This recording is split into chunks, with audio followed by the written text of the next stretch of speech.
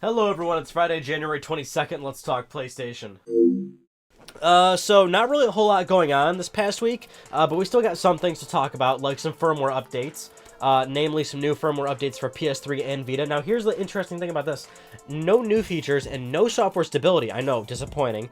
It's actually removing some features, or at least one feature, which is that Facebook support. Facebook integration for PS3 and Vita are being removed, so these firmware updates are now live, so you can go download them, and that's all it does is actually remove the support.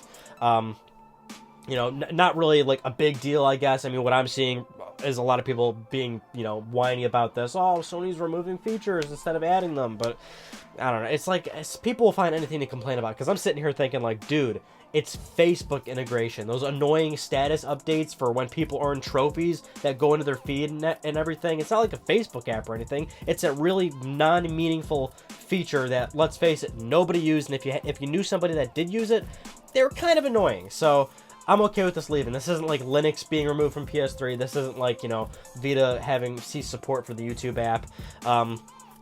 If you want to talk about maybe why they're ceasing support for it, namely it's, two aging platforms that I would assume not many people are using this feature with on those platforms.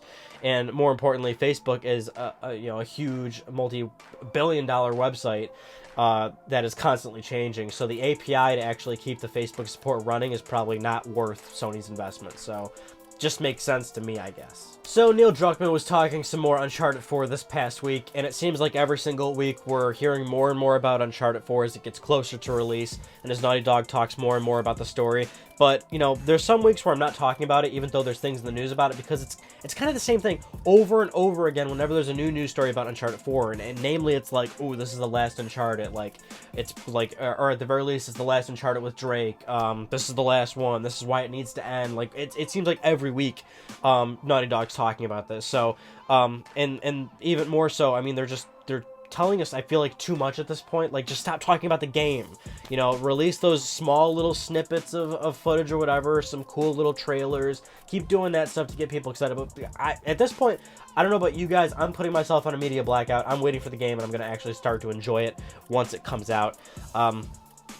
The one other thing I guess Neil Druckmann said recently is that in terms of the fact that there's dialogue options in the game, he wanted to point out that, hey, we're not making something on the scale of like Mass Effect or something. There's no branching paths or everything. Naughty Dog is very set in stone that the game has a ending that is like every player is going to reach. The dialogue options are just kind of a new little dynamic they wanted to explore, but it's not by any means drastically altering the story or anything like that. So, which I think a lot of us kind of expected anyway, but at this point, Naughty Dog, just finish the game and make it good. Now, this one I thought was super cool, and we kind of already knew this, but I mean, kind of reaffirming what we already know, which is that Sony typically, is really helpful with developers in terms of getting their games on PlayStation, and more specifically PlayStation Vita. So if you didn't actually know, recently it was revealed last month that the Banner Saga for PlayStation Vita wasn't going to come out, but basically Sony kind of saved it. Like, that game was going to be canceled on Vita. Sony kind of stepped forward and said, okay, we'll help. We'll find a port studio for this game, and we'll get the project completed. And I guess this is something Sony does all the time when they're talking to developers and kind of figuring out what game they're working or what platform they're working on, if they need help with development kits and things like that. Basically, Sony will ask a developer straight up, like, have you considered making a Vita version of this game? And typically the developer will be pretty positive about this, is what he's saying. And that's when Sony will kind of get the ball rolling and try to get a Vita version of their games made. Of course, we all know Gio Corsi. Sony's Gio Corsi is the man responsible for a lot of this stuff and actually getting Vita games up and going. He said, Vita has its own host of challenges. I'm not going to deny that. We all know that's true. But a lot of studios out there love working with the Vita or are excited by the technical challenge of working with the Vita. When we do a project, we always say, are you going to do a Vita version?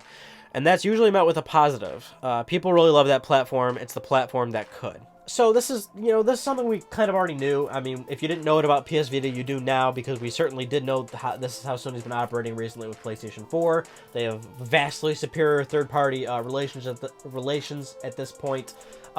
They're great with developer communications and helping developers get games on the platform, and it's just nice to hear that more often than not, Sony does ask developers, hey, would you like to do a Vita version? And if you wouldn't like to do a Vita version, why? Maybe we can help you. Maybe we can find a port studio, or maybe we can find you some extra resources.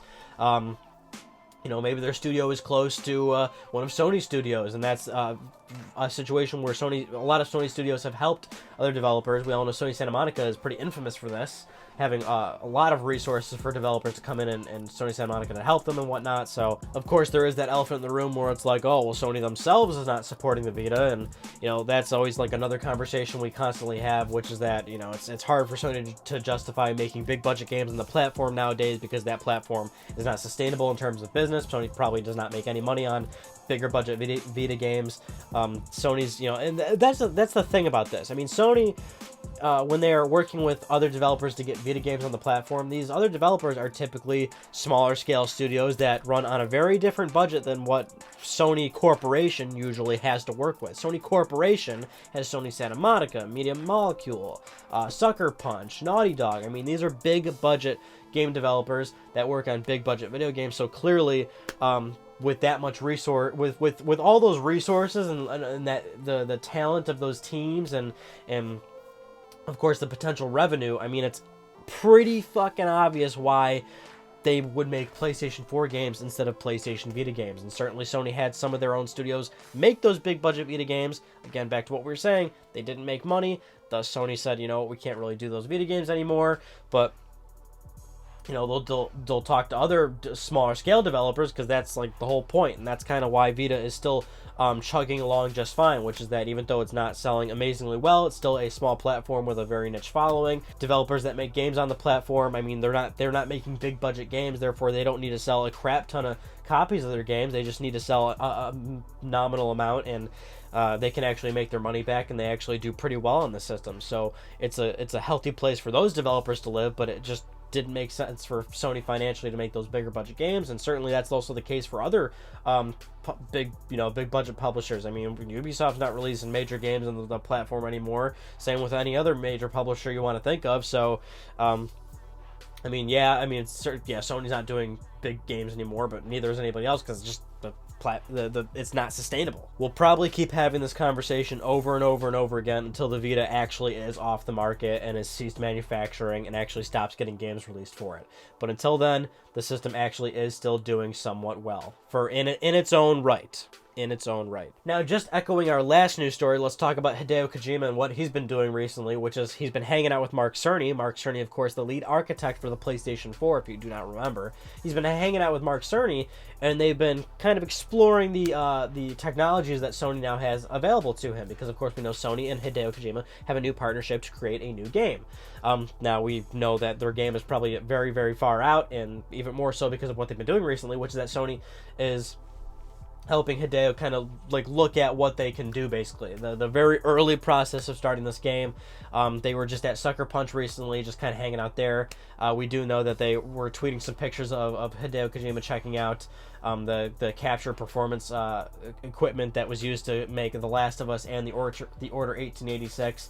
I mean, this is Hideo with a completely new publisher at this point. No more Konami, so he's got all this this whole little slew of resources available to him, and it's just going to be a very long partnership to the actual process of making a game. I guess what I like about this is that, especially because it was like a very Twitter thing. They were tweeting about this, posting all these pictures. I mean, Mark Cerny actually just got his Twitter account and tweeted like a photo and stuff. I just like seeing this stuff, even though it's like this early in the process. Like, just the very idea, knowing that the ball's really rolling on this, gets me excited.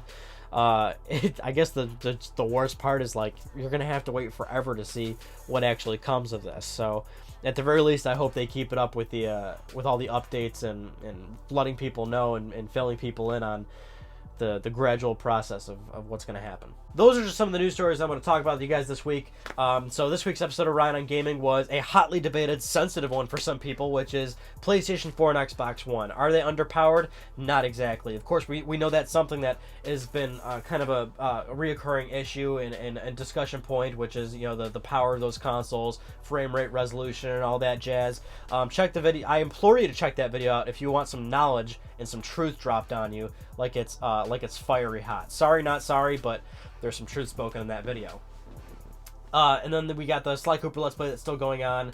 That's all well and good. So I think that's about it. I'm Ryan Benecki. Thank you all so much for talking with me, and I'll see you guys next Friday.